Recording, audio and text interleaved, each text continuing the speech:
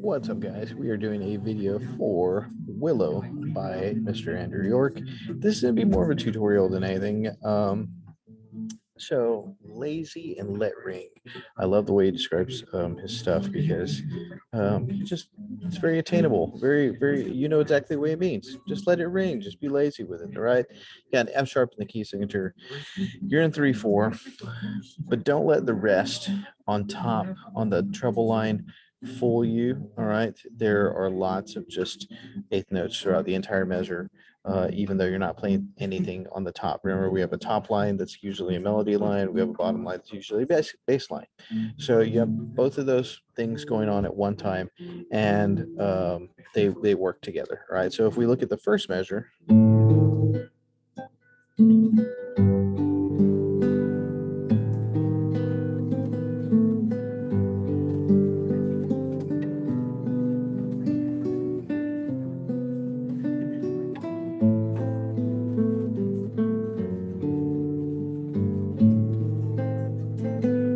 All right, so really interesting stuff. Sometimes I just can't stop playing it.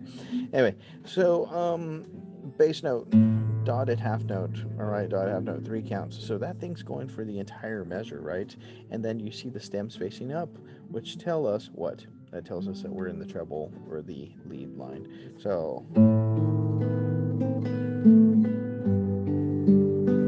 all right, so 1 and 2, take 3 and 1 and 2 and 3, 1 and 2, take 3 and 1 and 2 and 3 and 1 and 2, 3 and 1 and 2, 3 and 1 and 2 and 3 and 1 and 2 and 1. All right, so the hardest little thing that you're gonna have to count is that measure. What is it? Is it 8?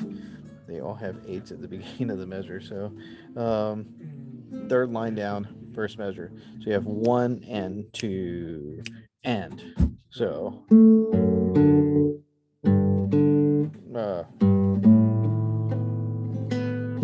Right, so you just jump right back into it at the odd tempo, and the odd tempo kind of tells me that they want you to slow down, and I think that's what that sim means on that last measure of the second line. So, or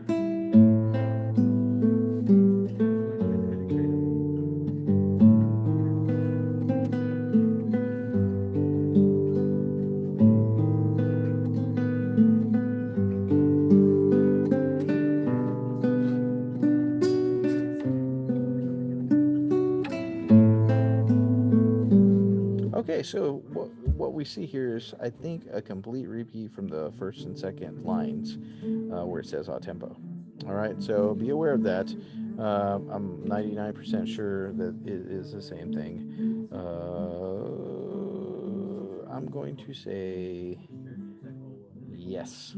All right, so first 2 lines, you have that one measure, that first measure on the third line. That's the only change, and then you repeat that same section again. So halfway done with the song if you're there. All right, we're on the fifth line down. So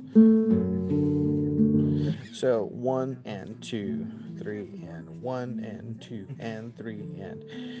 Be careful here because this is where I'm talking about where the rhythms work together. All right, so it looks a little strange, but when you break it down, it's not. All right, first measure of that fifth line: 1 and 2, 3 and 1 and 2 and 3 and 1 and 2 and 3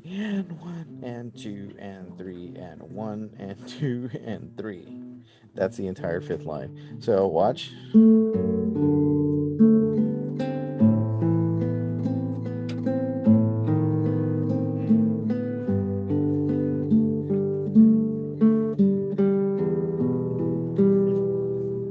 All right, so it's a lot easier when you kind of like see the big picture, right? So don't focus so much on these. Oh man, it looks a little scary with the rhythm. Focus on the big picture, and you'll get the whole. You'll just kind of reveal itself. All right, going on to the sixth line.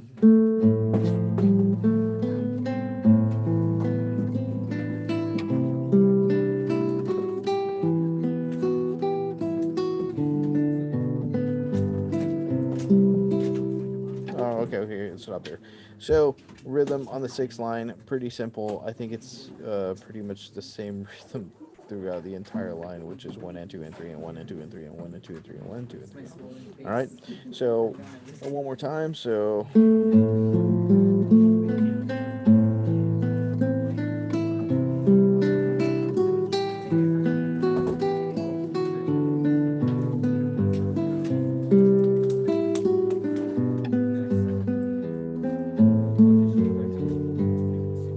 all right. So really cool, like just bouncing around those intervals, big intervals there at the end.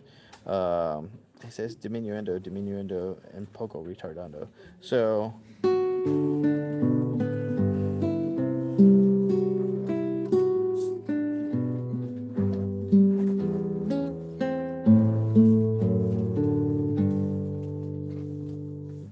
I think you're just basically coming down towards the end of the first ending. Repeat all the way up to the odd tempo, and then the second ending looks very familiar. It just has a quarter note at the end instead of the eighth note. So the first ending, right? Second ending, and then you're done. All right, so not bad. There's a lot of cool things in here. Rhythm, biggest thing. Rhythm is the biggest thing. One more time from the odd tempo.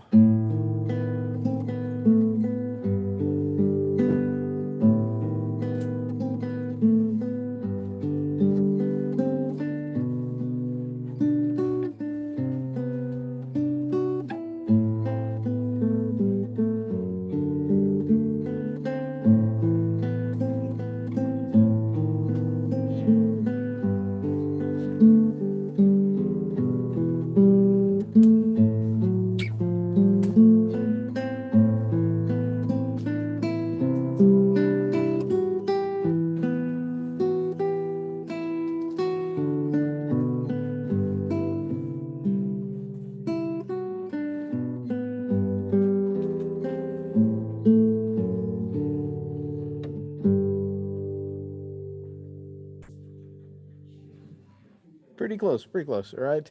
Hope it helps. Hope it answers some questions. And if you have any other ones, let me know in class. All right. See you guys soon.